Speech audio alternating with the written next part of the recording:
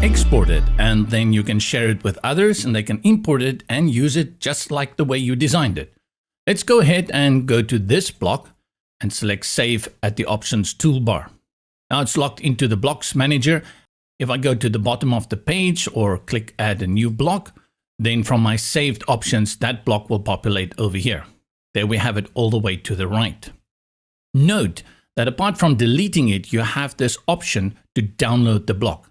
Select this, and the block is downloaded in no time. This can also be done with full layouts. Select the layout you want to export and select the download.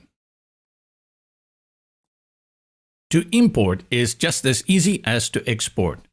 Within the blocks, I'll click here on Import New Block, and from my Finder, I will select the one that I want to upload. And in no time, I have 2 copies now of this block.